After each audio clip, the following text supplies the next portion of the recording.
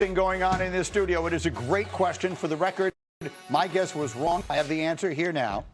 Who is the youngest player? Victor Wembanyama is going to factor into this. Who's the youngest player to average at least 20 regular season points on a team that won the championship? I feel like it's kind of like between Jason Tatum. I had like an outlier. No. Jalen Williams. No. Jalen Williams is an interesting guess. It isn't right. My guess was Magic Johnson. Oh, neither was right. Who did not, obviously didn't average 20 points that year.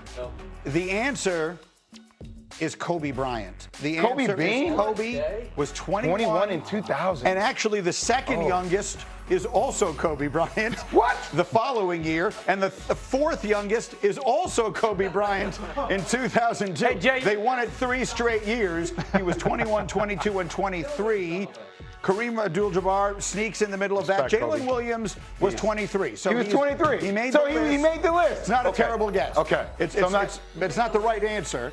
And when the right answer is Kobe Bryant, sometimes you'd think, okay, maybe we should have. But I thought it was Magic. But Magic obviously did not average 20. It was a really good question. Like 17 or something like that. Maybe. As the season that he jumped center and won Game 6. In the meantime, all this stems from Victor Wembanyama, who was in action last night for a red-hot Spurs team in Toronto. San Antonio looking to win its 10th straight game. Allen, he doesn't even have to leave his feet to block shots. Not when he has a wingspan where he can literally touch the rim without jumping.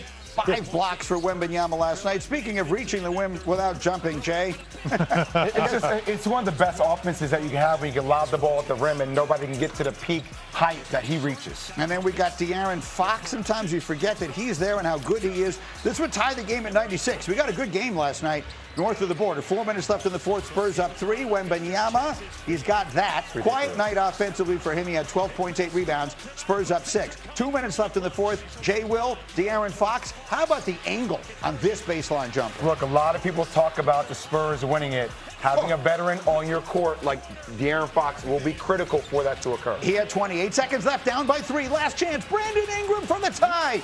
And it's no good. Damn, B.I. Look. Side of the got a great look. Spurs win their 10th straight, 110-107. They are just 2 games back of the Thunder. In the West, they continue to roll, and they have led our man, Brian Windhorst, to make this bold proclamation with SVP last night. I have made hotel reservations in San Antonio. My instincts of 23 years covering the NBA are a team that has never played in a playoff game together is not winning 12 playoff games in the Western Conference. That's what my instincts tell me. But then I watch Wembanyama, and I watch how these guys defend, and I am taking the impossible off the table. What Brian didn't tell you is he also has hotel reservations in Denver and OKC as well. Okay? Yeah. He hedged his bet. You're saying he's multi-booking? Yes, 1,000. He's not lying. Hedged his bet. You want to see a copy of the reservation? Yes, I do. He's picking the Spurs. They were one of 3 teams that made the 40-20 rule that we talked about earlier today. Won their 40th game before losing their 20th. They've won 10 in a row. They have the most dynamic and outstanding young player in the league. You're telling me it's too soon for them? No, I don't think it's too soon for them. I think they can do it this year. Absolutely, they can. And they are proving it throughout this regular season. They've already beaten the Thunder like 4 or 5 times this year. They played them a ton, and they've beaten them the most of the time. They've let them know, put them on notice.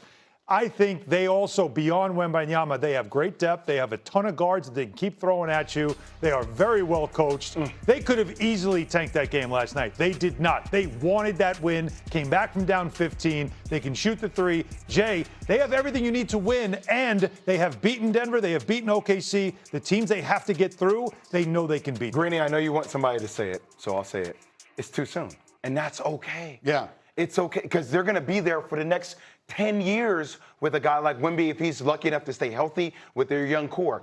You have to see a team grow into being a champion. Nobody just goes into the playoffs for the first time with a good team, even though what they've done in the regular season, and just win it outright. There are teams that have been there before that have done that have those type of experiences when you get into the trenches of the playoffs. Yeah, Wilbon always says, back when I did the NBA with him, you have to have your heart broken before you can win a championship. They haven't had that yet. We'll see what happens. I want to get into something else here. I think this is very important.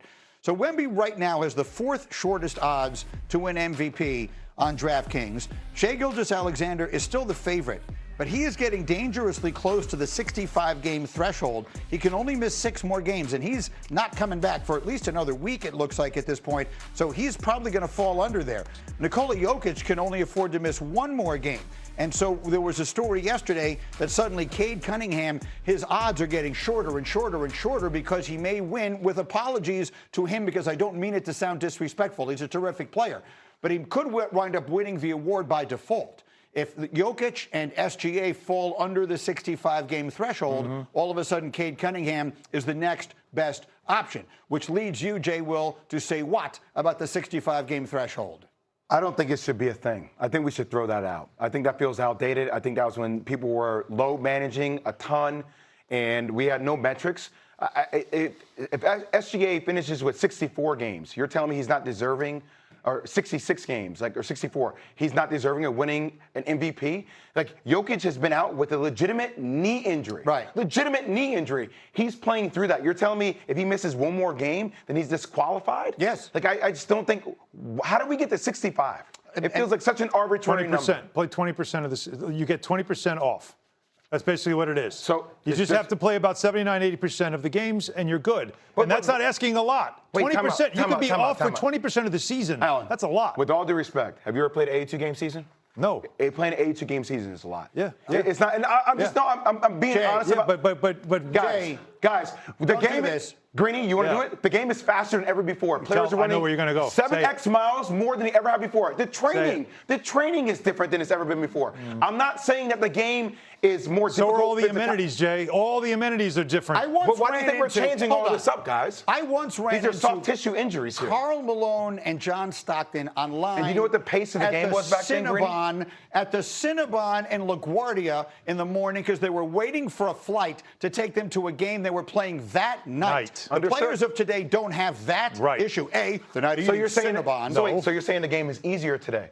I'm saying that that's what you're saying. The life is easier. Travel is much easier. The lifestyle is much easier. There were things about it. Money is much easier. Money is much better. How many massage therapists did they have on that trip that they were taking? If they can't play 65 games, then 82 is too many. It's that simple. If 65 games is too high a threshold, then 82 is too many. You get 20% of the season So off. if you miss 1 game, you're disqualified. No, it's 65. if you miss 17 games, so if you have you're a bad, if you have a bad knee injury, right, and you play through that, but you're having by far the best season, you're disqualified because you missed 1 game. Then you can't win the MVP award that year. I think that's erroneous. Well, first and foremost, let's just also say this. If Cade Cunningham wins MVP, it is not a tragedy. He certainly will have earned it. He's deserving of it. He has played a ton of games. He's got the best record in the league. He's the best player on the best team in the league. That's fine. But it's a different conversation. Yeah, but so I'm saying. We're not talking about whether you can't worry about whether or not he's going to be eligible. The rule is the rule. We got to have rules. It's the most soft tissue injuries we've had in the history of the sport. Right. Players are running more than they ever have in the history of the sport. Why do you think we saw so many Achilles tears together last year? Why do you think that's so high in frequency? That it's too many massage therapists and trainers on those road trips. Look, I don't know what the reasons are. Because you're getting treatment. I'm telling you what the reasons are, Greeny. If you're telling me that, what you're telling me is that 82 games is too many for these players to play on their body. It's been that way. Why do you think we almost had a lockout? Why